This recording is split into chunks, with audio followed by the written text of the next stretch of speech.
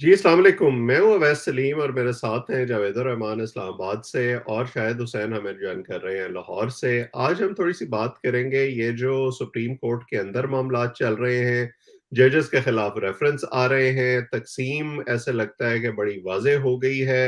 उसके बाद फिर हुकूमत जो है उन्होंने एक बार फिर ये बिल पास करवा लिया है जो सुप्रीम कोर्ट के इख्तियारात में कमी का बिल है, वो उन्होंने जॉइंट सेशन से भी अब पास करवा लिया है। सदर साहब उसमें रुकावट बनने की कोशिश कर रहे हैं, क्या वो इसमें कामयाब होंगे या नहीं? और जब ये बिल जो है वो कानून का हिस्सा बन जाएगा तो इससे क्या असरात मुरतब होंगे पाकिस्तान की आला अदलिया पर और फिर खास तौर पर हमारी सियासत पर भी। इन तमाम चीजों पर आज इन दोनों मेहमानों से बात करेंगे।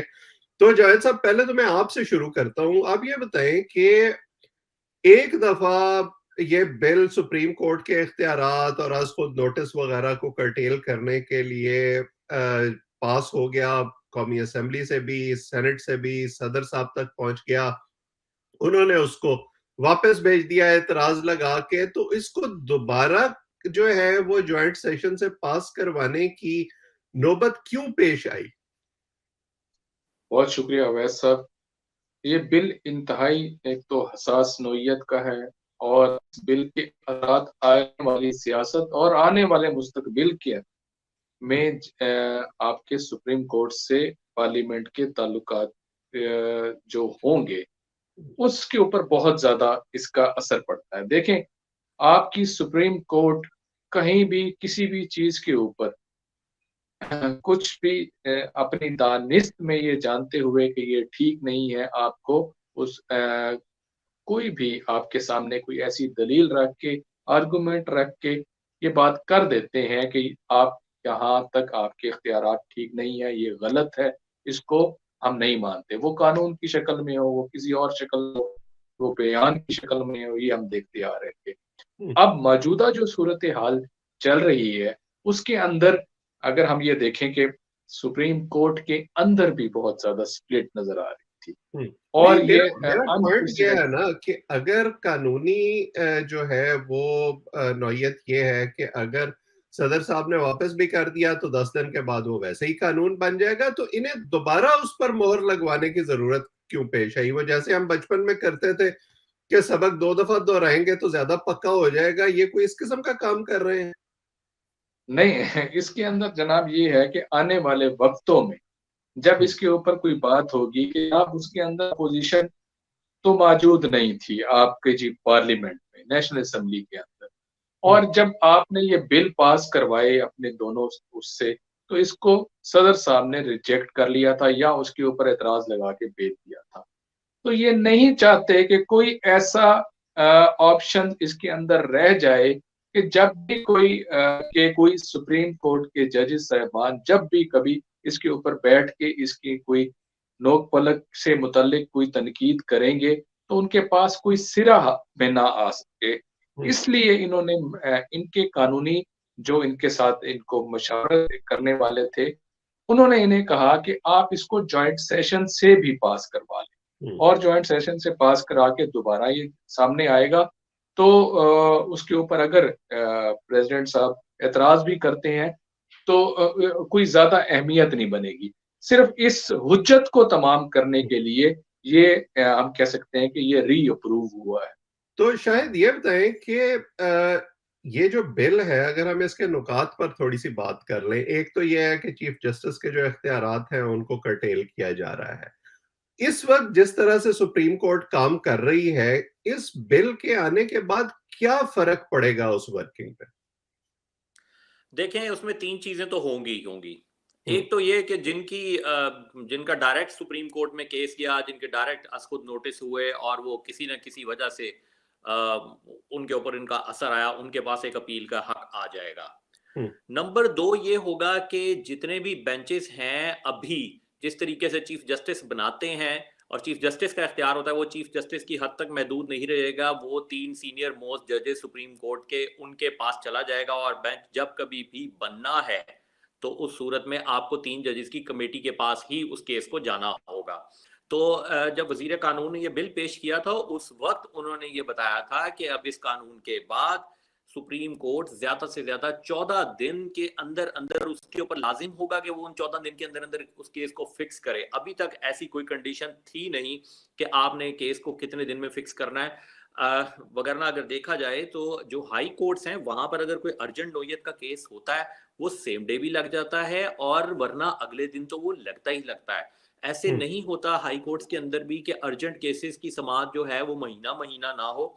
तो अब होगा ये कि सुप्रीम कोर्ट में जब भी कभी कोई केस जाया करेगा तो उसको 14 दिन के अंदर फिक्स करने की पाबंदी होगी उन जजेस के ऊपर भी। लेकिन साथ ही साथ अब काम बढ़ने लगा है सुप्रीम कोर्ट का, क्योंकि जिनके केसेस डायरेक्ट सुप्रीम कोर्ट में आए, अज खुद नोटिस हुए, 15-15-20 मिनट के मार्जिन के ऊपर भी नोटिस होते रहे, वो सब के सब अपने अपीलें लेकर सुप्रीम कोर्ट में आ जाएंगे। उन पे किसी किस्म का दाग है, किसी किस्म की कोई सजा हुई भी है, तो वो उस दाग को धोने के लिए अब उनके पास एक वक्त तो आएगा। तो होगा वक्त 30 दिन का, 30 दिन के अंदर वो अपील शायद दायर साहब फिर करेंगे। ये अब बताएं उसको ना फिक्स हमें, करना है 14 दिन में। तो ये शायद साहब लिस्ट जो है ये आपने बनाई है कोई, कि ये कौन कौन लोग हैं जो इस वक्त तैयारी कर रहे होंगे कि हमने 20 तारीख के बाद जो है वो सुप्रीम कोर्ट जाना है? और शाहिद साहब ये लिस्ट वहां देखिए से शुरू करनी है आपने, लंदन से लेकर पाकिस्तान तक जो भी हो इसमें शामिल। बैनुल अक़वामी लिस्ट देखिए होनी चाहिए। देखिए इसमें सबसे पहले तो जो हम पीछे कैलकुलेट भी कर चुके हुए हैं कि जैसे ही अगर फर्ज करें कि इसी तरीके से अगर सदर जितना भी डिले कर ले, अगर वो हो सकता है वो कल ही साइन कर दें इस बिल पे, परसों साइन कर दें, तो परसों से ये जो कानून है वो राइज हो जाएगा।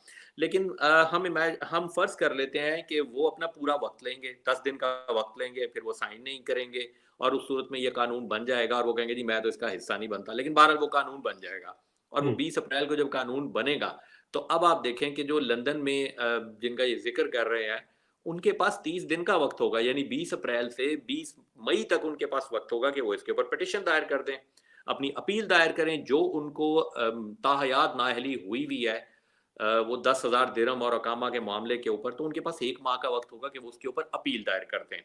अब उनके लिए सबसे बड़ी रुकावट ये है मियां नवाज शरीफ के लिए कि उनको अदालत से इश्तिहारी डिक्लेयर किया हुआ, क्योंकि वो जब चले गए तो उसके बाद उनकी प्रेजेंस नहीं होती थी उनकी अपील के अंदर। जो इस्लामाबाद में केस है जिसमें मरियम नवाज बरी हो चुकी हैं, यानी मेन एक्यूज जो हैं वो उसके जो मेन एक्यूज रह गए हैं, लेकिन बाकी जो शरीक मुल्जिमान हैं वो सब बरी हो चुके हैं। और जो जुर्म की नौयत है उसके ऊपर भी सुप्रीम जो जजेस हैं, जो अदालतें हैं अपील में, उन्होंने इसके ऊपर अच्छी खासी ऑब्जर्वेशंस दे दी हैं। तो केस में कुछ रह नहीं गया, सिर्फ एक जो भी अब उसमें मुल्जिम होगा उसकी सिर्फ एक प्रेजेंस करवानी जरूरी है क्योंकि वो इश्तिहारी है अदालत से। दूसरा जो उनके ऊपर केस है वो प्लॉट अलॉटमेंट रेफरेंस वाला, जिसमें जो जियो के एडिटर इन चीफ हैं वो उसमें बरी हो चुके हैं, तमाम शरीक मुल्जिमान बरी हो चुके हैं। तो जो नवाज शरीफ हैं वो भी उसमें इश्तिहारी हैं। तो देखा जाए उसको भी, उसकी जुर्म के ऊपर भी अच्छी खासी एहतसाब अदालत के अंदर जब उनको बरी किया था तो उन्होंने अच्छी खासी ऑब्जर्वेशन दी थी। तो वो ये दोनों केसेस जो हैं जिनमें वो इश्तिहारी हैं ये एक बस नॉमिनल से ही होंगे, लेकिन चूंकि वो इश्तिहारी हैं और इश्तिहारी का राइट नहीं होता जब तक कि वो अपने आप को अदालत के सामने सरेंडर ना करें, तो फिर इसलिए उनको आना ही पड़ेगा। अब दूसरी शख्सियत इसमें एक्टिव हो सकती है। अगर वो आते हैं तो क्या अदालत जो है उनको जरूर जेल भेजेगी या हाजिरी के बाद जमानत भी दे सकती है? लाहौर में पेश हो सकता है हाई कोर्ट के अंदर किसी अदालत के अंदर कि जनाब मैंने वहां जाना है अपनी बेल के लिए, तो मुझे आप प्रोटेक्टिव बेल दे दें। उसके लिए भी उसकी प्रेजेंस जरूरी है हिफाजती जमानत के लिए। लेकिन अगर कोई बंदा मुल्क से बाहर है तो उसकी एब्सेंस में भी उसकी हिफाजती जमानत मंजूर हो जाती है, क्योंकि इसके ऊपर अदालतें एक असूल वज़ा कर चुकी हैं कि एक बंदा तो वैसे ही मुल्क से बाहर है, अगर वो किसी भी तरह आना चाह रहा है, सरेंडर करना चाह रहा है, तो उसे मौका दिया जाना चाहिए कि वो अपने केस का दिफा कर सके, क्योंकि वो पाकिस्तान में तो है नहीं। तो इसलिए हमने जैसे पहले भी देखा कि मियां शहबाज शरीफ के जो बेटे खुद भी इश्तिहारी थे, उनको इस्लामाबाद में पेश करवा के उनकी हिफाजती जमानत ली गई, जिसके बाद लाहौर में यहाँ पर उनको पेश करवाया गया और उनकी फिर बाकायदा जमानत हुई, और फिर बाद में वो केस जिस तरह से भी चल रहा है। इसी तरीके से नवाज शरीफ को भी जब लैंड करवाएंगे तो उनको किसी न किसी हाई कोर्ट में पेश करके वहां से उनकी जमानत ली जाए, पेश करवाए बगैर भी बल्कि उनकी जमानत ली जाएगी। उनकी प्रेजेंस से पहले ही ये पता चल जाएगा कि मियां नवाज शरीफ कब आ रहे हैं, क्योंकि उनकी बेल एप्लीकेशन पहले आएगी ये किसी न कब किसी हाई कोर्ट कब में। का फैसला जो है ना ये बड़ा अहम है। तो मुमकिन तारीख क्या देखते हैं आप इन तमाम जो कानून साजियां हो रही हैं इनको देखते हुए, और उसके बाद टाइम फ्रेम क्या है जिसके अंदर उनको वापस आना पड़ेगा? देखिए, उनको 20 मई से, अगर 20 अप्रैल को ये कानून बन जाता है, तो उनको 20 मई हुँ, से पहले वापस आना पड़ेगा। लेकिन फ़र्ज़ करें, अगर जैसे अब दोबारा सदर को ये बिल भेजा जाएगा कानून बनाने के लिए, लेकिन अगर सदर अलवी जो हैं वो साइन कर देते हैं परसों, तो परसों हुँ, जो भी तारीख बनती है उससे आप ऑनवर्ड 1 महीना देख लें, क्योंकि अपील दायर करने का तो 1 माह का वक़्त होगा। तो हुँ, फिर उस सूरत में नवाज़ शरीफ को हो सकता है 11 मई, 12 मई, 13 मई को वापस आना पड़े। हुँ, लेकिन बहरहाल अब ये है कि खाली अब नवाज शरीफ नहीं, और एक और बड़ी शख्सियत जिनको ताहयात नाअहल किया हुआ है, जहांगीर तरीन, वो भी हुँ, एक्टिव हो सकते हैं, क्योंकि उनकी भी ताहयात नाअहली जो है उनको वो भी चैलेंज करेंगे। वो अपने बेशक वो अगर कहते हैं कि मैंने पॉलिटिक्स नहीं भी करनी, इवन देन मेरा ख्याल है कि उनका भी काफ़ी रोल होगा। उन्होंने पहले काफ़ी अरकान असम्बली जो थे वो इमरान खान की हुकूमत में शामिल करवाए थे। हुँ। बिल्कुल, तो जावेद साहब, ये हमारे वज़ीर-ए-आज़म हम सुन रहे हैं कि जा रहे हैं उम्रे के लिए, नवाज़ शरीफ साहब भी वहाँ पहुँच रहे हैं। तो आपको क्या लगता है, क्या ये मुमकिन है कि वज़ीर-ए-आज़म साहब अपने जहाज़ पे वापस लेके आएँ नवाज़ शरीफ साहब को? जी, तो वज़ीर आज़म साहब से रिलेटेड 2 मुतफ़र्रिक़ किस्म की इत्तलात हैं। एक तो सऊदीया और दूसरा लंदन जाने की भी बात कर रही है, हुँ, कि वहाँ कि ये तियारा शायद, और यहाँ से जो बात की जा रही है कि शायद वो कहीं जाके अपने मुआलिज को उन्होंने अपना कोई मशवरा करना है सेहत से रिलेटेड। और मुमकिन है कि तो मुआलिज ये उनको 20 अप्रैल से पहले की तारीख ना दे। तो ये जहाज़ ज़रूरी नहीं है कि इनका भाइयों का साथ सऊदीया से पाकिस्तान तक इकट्ठा हो। हो सकता है कि लंदन से सऊदीया जाने का भी साथ ये इकट्ठे जाएँ। तो हुँ, ये सिनेरियो आने वाले दिनों में ये भी बन सकते हैं। बाकी मैं शाहिद साहब से मैं एक पूछना चाह रहा था कि अब नवाज़ शरीफ साहब अगर वापिस आते हैं और ये इनकी इश्तिहारी जो बात कर रही है कि वो एक नॉमिनल सी बात है, और वहाँ से वो उनका सिर्फ पेश होना है और उसके बाद उनको वहाँ से क्लियर कर दिया जाना है। तो आप ये बताएँ कि उनका इलेक्शन लड़ने का कोई ऐसा इरादा या अभी उनके पास कोई ऐसा चीज़ मौजूद है कि वो दोबारा से इलेक्शन लड़ सकें? क्योंकि बात की जा रही है अब वो उनके पास ऐसी कोई ख़्वाहिश भी नहीं रही और वो लड़ भी नहीं सकते। आप अच्छा, कैसे देखते हैं? इसी हवाले से साथ ये शामिल कर लें मरियम नवाज़ का भी, क्योंकि अभी ये जो इंतखाबात की बात हो रही थी और जो उन्होंने अपने कागज़ात नामज़दगी दाखिल करवाए थे, तो पीटीआई के हलकों में बड़ा शोर था कि जी ये तो नाअहल हुई हुई हैं, ये अपने कागज़ात कैसे दाखिल करा सकती हैं? तो थोड़ा-सा उसको भी वाज़ेह कर दें। देखें, जो जब कोई नाअहल हो जाता है, जब किसी को सज़ा हो जाती है, तो वैसे ही इलेक्शन कंटेस्ट करने के लिए इनएलिजिबल हो जाता है।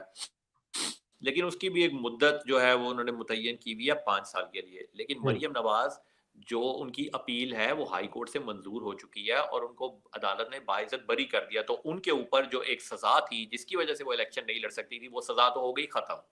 हुँ, लेकिन जहाँ तक नवाज़ शरीफ का ताल्लुक है, ये सब डिपेंड करेगा कि वो इलेक्शन लड़ सकते हैं कि नहीं लड़ सकते। उनकी ख्वाहिश तो चलें वो तो देखी जाएगी, फ़र्ज़ करें अगर उनकी ख्वाहिश भी है, तो ये सब डिपेंड करेगा कि उनका केस कितनी तेज़ी से अदालत में चलता है। उनके पेश होने से पहले उनकी हिफाज़ती ज़मानत हो जाएगी, इसमें तो कोई एज़ सच मसला नज़र नहीं आ रहा। लेकिन उसके बाद उनके जो 2 केसेज़ हैं, जिनमें वो जारी हैं, वहाँ पर उनको अपने आप को सरेंडर करना पड़ेगा। और हुँ, उसके बाद सरेंडर करने के बाद उनको अपनी बेल एप्लीकेशन दायर करनी पड़ेगी। और वो बेल एप्लीकेशन जो है वो कितनी जल्दी उनके ऊपर समाअतें होती हैं उसी ट्रायल कोर्ट के अंदर या हाई कोर्ट के अंदर, ये सब उस पे डिपेंड करेगा। अगर तो वो चंद दिन में केस निपट जाता है, डे टू डे हियरिंग होती है, तो शायद 10-15 दिन में केस निपट जाए। लेकिन अगर फ़र्ज़ करें महीने की तारीख पड़ती है, जो कि हो भी सकता है, क्योंकि एक चीज़ आप देखें कि आगे गर्मियों की छुट्टियाँ होनी हैं अदालतों में, तो अगर वो छुट्टियाँ होती हैं तो फिर उस सूरत में उनका जो केस है वो आगे चला जाएगा। उनकी हुँ, सज़ा मुअत्तल ज़रूर होगी, लेकिन मुअत्तली का मतलब ये है कि उनकी नाअहली बरकरार रहती है, वो इलेक्शन नहीं लड़ सकते, क्योंकि ये केस अंडर ट्रायल नहीं है।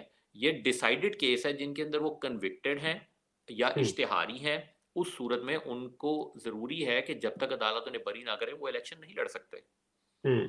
तो इसीलिए तो जावेद साहब हम कोशिश ये नहीं कर रहे हैं, हमसे मुराद हमारी हुकूमत है इस वक़्त, कि इलेक्शन भी आगे हो जाए, गर्मियों की छुट्टियों के बाद तक ही चले जाएं और अक्टूबर में ही जाकर हों, ताकि इस तरह के तमाम मामलात जो हैं वो बखैर खूबी निबट जाएं। अल्लाह आपका भला करे जनाब। ये जो फंड्स का ना होना, फिर लॉ एंड ऑर्डर सिचुएशन खराब होना, और फिर इन चीजों के ऊपर इलेक्शन कमीशन का इतना मुतहर्रिक होना, और दूसरी तरफ से अगर देखें कि सुप्रीम कोर्ट का इतना मुतहर्रिक होना और उनको हम्म, कहना कि वजीर खजाना आपने इस वक्त तक आपने मिनिस्ट्री ने पैसे देने हैं, इलेक्शन कमीशन को कह देना कि ये तारीख मैंने तुम्हारा जो काम था ये कर दिया। मतलब कि दोनों तरफ है आग बराबर लगी हुई। और इलेक्शन को इतना लेट करने वाला, ये अगर हम देखें तो जरूर इसके अंदर ये नवाज शरीफ साहब की ख्वाहिश कहीं नजर जरूर आती है। हम्म, एक मौका तो अब शहबाज शरीफ साहब को, जो उनकी कहते हैं कि दरीना ख्वाहिश थी, वो तो चलो हो गया। अब क्योंकि नवाज शरीफ साहब अपने टेन्योर्स कहीं मुकम्मल नहीं कर पाए थे, तो दोबारा से अगर वजीर आजम नहीं तो पार्लियामेंट में आने की ख्वाहिश तो जरूर होगी। आपने बिल्कुल ठीक कहा, ये इसके अंदर बिल्कुल वजन है कि पार्टी जो इतना लंबा सोच रही है कि इसको थोड़ा सा हम मजीद आगे ले जाएं, और कहीं आप देखते हैं कि पीपल्स पार्टी थोड़ी सी इसके अंदर अपना वजन इतना ज्यादा नहीं डाल रही, तो हम्म। उनको भी भिनक पड़ रही है कि कहीं मामलात कहीं दूसरी तरफ ना निकल जाएं और हम कुछ और सोचते रह जाएं। अच्छा, फाइनली मैं आप दोनों से एक देखें सवाल। इसमें, जी जी, जी जी, शायद। अच्छा, मुझे मुझे वैसे ना हुकूमत की सिचुएशन अभी तक समझ नहीं आ रही कि वो इतनी कंफ्यूज क्यों है। कुछ दिन पहले वो एक करारदाद मंजूर करते हैं कि जी ये 3 रुकनी बेंच का जो फैसला हम इसे नहीं मानते, ये माइनॉरिटी डिसीजन है, असल फैसला 4-3 का है। वो एक करारदाद हम्म, मंजूर कर लेते हैं कि हम इस फैसले को मानते ही नहीं। आज वो बिल पेश कर देती है कैबिनेट से मंजूर करवा के हम्म, कि ये जो 21 बिलियन शायद हुआ है, ये जनाब अब पार्लियामेंट के सामने मंजूरी के लिए भेज दें। ये उसी अदालती फैसले के तनाज़ुर में है। तो जब आप एक फैसले को मान ही नहीं रहे, तो फिर अब आप उसके लिए उसकी जो है उसके ऊपर अमल दरामद करते हुए अब आप उसके लिए पैसे क्यों मांगे, ये समझ नहीं आ रही कि वो करना क्या चाह रहे हैं। एक तरफ फैसला नहीं मानते और दूसरी तरफ उस पर अमल करने भी निकल पड़ते हैं कि कहीं तौहीन अदालत ही ना लग जाए। ये शाहिद साहब, मुझे ये लगता है असल वो में लीगल, हुज्जत मेरा पे ये मांग ख्याल कर है रहे कि हैं। ये हर वैसे माजरत, मेरा ये ख्याल है कि हर चीज को लीगल कवर देना चाह रही हैं, हम्म, और वो चाह रही हैं कि ये इंडिपेंडेंट फैसला कहीं भी ना लगे, हम्म, पार्लियामेंट की तरफ से पूरी आवाज जाए। जैसे आज राना सनाउल्लाह कह रहे थे कि अगर तौहीन अदालत अब तो जिस सूरत में लगेगी कि वो पूरी पार्लियामेंट पे लगाएं। हम्म, और क्योंकि इसमें कोई फैसला ऐसा नहीं है जो इंडिविजुअल किया गया हो। हम्म। तो फाइनली अब मैं फिर उस सूरत में आप। तो उनको करारदाद ही मंजूर नहीं करनी चाहिए थी। हम्म। नहीं, वो करारदाद का भी ओनस जो है वो पूरी पार्लियामेंट पे चला जाएगा ना। मैं फाइनली आप दोनों से ये पूछना चाहता हूँ कि इस पूरी क्वेश्चन में इमरान खान साहब कहाँ हैं, क्योंकि उन पर भी बड़े मुकदमात हैं। वो भी कहते हैं कि मुझे सिर्फ सुप्रीम कोर्ट पर एतमाद है। तो ये जब सारे ये तब्दीलियां हो जाएंगी, तो क्या फिर भी वो उतने ही कॉन्फिडेंस का इजहार करेंगे अदालत पर? उनके खिलाफ जो केसेस चल रहे हैं जिसमें कहा जा रहा है कि वो नाअहल हो सकते हैं, अगर ये मामला लंबा खिंचता है तो क्या उनके लिए मुश्किलात हो सकती हैं? अगर आप दोनों बारी बारी इस पर अपने ख्यालात का इजहार करें कि कितना रियलिस्टिक चांस आपको ये लगता है कि इमरान खान साहब नाअहल हो सकते हैं। देखिए, मैं अगर शाहिद साहब की इजाजत से, देखिए खान साहब को ये नजर आ गया है कि मेरे अब रास्ते उस तरह से खुले नहीं है जहां तक, और वो जो ये बात कर रही हैं कि आने वाले दिनों में हम सड़कों पे होंगे, तो उन्हें अपनी नाअहली भी नजर आ रही है, और उनको ये भी नजर आ रहा है कि सुप्रीम कोर्ट पे मेरा जितना वहां से ठंडी हवा के झोंके आते थे, अब शायद वो आना बंद हो जाए। वो उस तरह से मुझे हमने ये देखा पिछले, उनको हर अदालत में जिस तरह से उनको बड़ी क्लीन चिट मिल रही थी, अब शायद आने वाले दिनों में मामला आना आपके इलेक्शन कमीशन ऑफ पाकिस्तान पे, और हम्म, वहां से नहीं लग रहा कि वो इतनी आसानी से क्लीन चिट ले लेंगे। तो खान साहब की तरफ से एक और बातें भी उनकी पार्टी की तरफ से आ रही हैं कि हमें डायलॉग का मौका दिया जाए, और आज उसकी उनकी क्या कहते हैं कि सिफारिश पीपल्स पार्टी की तरफ से भी आ गई, और जरदारी साहब ने भी कह दिया कि उनको डायलॉग का एक मौका दे दिया जाए। अब डायलॉग भी मुश्किल नजर आ रहा है क्योंकि खान साहब की एक अना है, बड़ा बड़ा मसला, क्योंकि उन्होंने कहा है कि पीटीआई चल के वजीर आजम के पास आए और उनके साथ बैठे।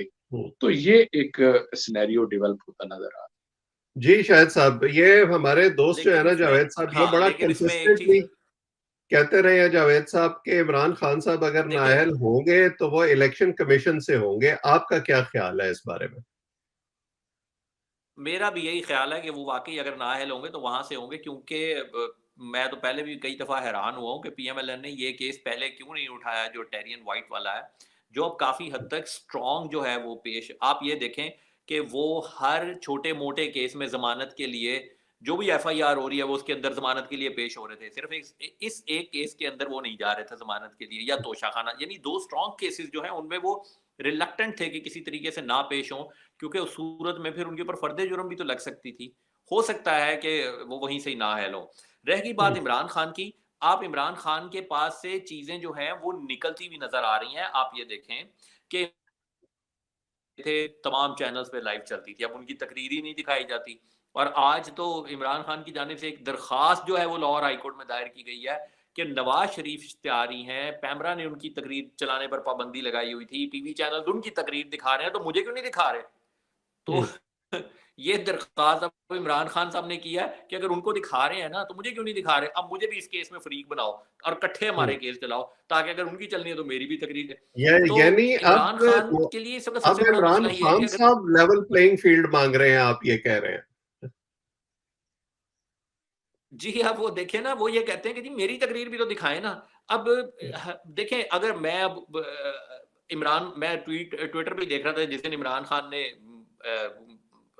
बात करनी थी अवाम से, तो जी इतने बजे खिताब करेंगे, उस वक़्त टीवी लगाया तो कुछ भी नहीं चल रहा था। अब लोग ट्विटर पे लिख रहे हैं, अच्छा भाई वो कहाँ कर रहे हैं? कहाँ कहाँ सुनी जा सकती है? कौन से यूट्यूब चैनल पे सुनी जा सकती है? तो यूट्यूब की जो एक्सेस है वो उतनी ज़्यादा नहीं है जितनी टीवी चैनल्स की है। और ख़ास तौर पे जो, अगर आप गाँव वग़ैरह में चले जाएँ, मुझे पता नहीं है कि कई ऐसी जगह होंगी ज़रूर जहाँ पर इंटरनेट की फ़ैसिलिटी इतनी अच्छी नहीं है कि यूट्यूब की स्ट्रीमिंग हम्म। बहुत अच्छी होती हो। तो इमरान खान चाहते हैं कि उनकी तकारीर जो हैं वो टीवी पे चलें, लोग उनको सुनें, क्योंकि उनका बड़ा इन्फ्लुएंस है। तकरीर करने में तो उनका कोई जवाब नहीं है ना, लोगों को वो कन्विंस भी कर लेते हैं और लोग जो हैं वो उनकी वाह-वाह भी करते हैं। अब वो जब वाह-वाह ना हो तो फिर जो है उनकी, वो चाहें कि अब मेरी भी उसी जिस तरह से पहले चल रहा है, कम से कम उतनी लेवल प्लेइंग फील्ड तो दे दें। मुझे ये जो हम्म। केसों के अंदर हर रोज बुला लेते हैं, ये भी किसी तरीके से वो चाहते हैं कि ये भी कमी हो, क्योंकि उनको अदालत आना बिल्कुल अच्छा नहीं लगता। वो, हम्म। आपको एक पुराना क्लिप याद होगा जिसमें बाबर अवान को कह रहे हैं कि ये क्या मुझे रोज एटीसी में बुला लेते हैं, खत्म कराओ अब हम्म। इसको। तो इसलिए उनके लिए ये मुश्किल है। अब इमरान खान की मैं देख रहा था 13 तारीख को फिर इधर लाहौर में पेशियां है, फिर उधर इस्लामाबाद में पेशियां है, तो उनका तो इलेक्शन इसी तरह ही गुजर जाएगा। हम्म। लेकिन उनमें सबसे बड़ी मुश्किल जो जावेद साहब बता रहे हैं कि अगर वो कर रहे हैं मज़ाकरा, तो मेरा ख्याल है कि ये सेकंड लाइन ऑफ लीडरशिप होगी जो आपस में मज़ाकरात करेगी। उस सूरत में भी पीएमएलएन को सबसे बड़ा मसला ये है कि अगर हम पीटीआई के जिन बंदों से मज़ाकरात करेंगे, हम कोई चीज़ पे कंक्लूड करते हैं, कि कोई चीज़ फाइनल करते हैं, तो ये ना हो इमरान खान जो है उस पे कहें कि जी नहीं मैं नहीं मानता, जो कि हो हम्म। भी सकता है।